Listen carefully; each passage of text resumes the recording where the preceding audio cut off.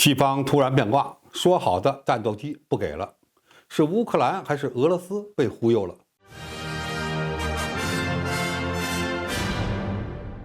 观众朋友，大家好，我是付建创。在西方援助乌克兰主战坦克突破援助攻击性武器的红线之后，外界关注的焦点是美国何时援助乌克兰 F-16战斗机。此前有消息称，基辅已经开始整修全国的机场，为接收西方战斗机做准备。其目标机型包括 F-16、幻影2000和阵风战斗机。有意思的是，军事援助乌克兰的主要西方大国在提供战斗机的问题上，又给出了完全相反的答案。德国总理舒尔茨说，德方不会向乌克兰提供战斗机，同时有必要与俄罗斯沟通。波兰国防部副部长表示，不存在向乌克兰交付波兰 F-16战机的话题。拜登在白宫接受记者采访时回答说，不，连军援乌克兰最积极的英国也表示，伦敦认为将英国战斗机提供给乌克兰是不现实的。那么，北约国家真的反悔了，不再承诺向乌克兰提供战斗机了吗？其实，我们从西方国家之前坚决否定向乌克兰提供主战坦克的事儿，就能看出来，暂时不给战斗机是真的，正在为援助做准备也是真的。最后一定会向乌克兰提供战斗机才是真的。西方国家为何决定暂时不向乌克兰援助战斗机呢？这就是美国掌控俄乌战局发展节奏的一个重要玩法。说白了，就是在军援问题上玩切香肠的套路。同时呢，也与美国有意塑造乌克兰战场的态势有关。俄罗斯是一个核大国，美国不能把俄罗斯一下子逼急了，所以军援升级的事儿得一步步办，有节奏的来。核大国地位可以确保俄罗斯不被侵略，但是不能保证俄军在乌克兰不会战败。前苏联和美国在阿富汗不都失败了吗？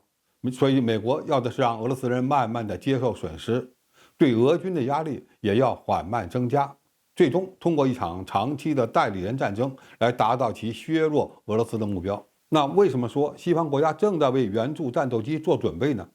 因为向乌克兰提供战斗机的事儿非常复杂，要做大量的前期工作，特别是飞行员的培训，可不是短时间内能完成的。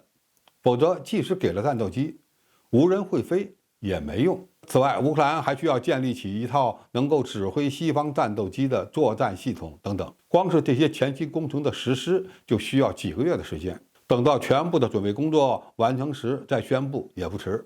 与援助主战坦克相比，提供战斗机的周期比较长，二者存在较大的时差，缓慢推进战斗机的移交过程，也可以让俄罗斯的心理承受能力逐步适应。至于西方国家什么时候会把战斗机提供给乌克兰，无非就是几种情况：其一是乌克兰在战场上快顶不住了；二是乌克兰飞行员已经培训的差不多了；三是反攻条件快成熟了。第一种情况发生的可能性有，但比较小。因为目前俄乌战局相对比较稳定，或许发生在乌克兰飞行员已基本掌握西方战机的驾驶技术，且乌军准备在战场上发起反攻时，一般来说，乌军需要蓄力几个月才能打出一波攻势。如果考虑到飞行员的培训周期较长，西方援助乌克兰战斗机的时间节点可能在今年的6月份以后。当然，还要看那时的战局变化。从西方军援乌克兰的情况，我们就能看出来，这是一场美国主导节奏的代理人战争。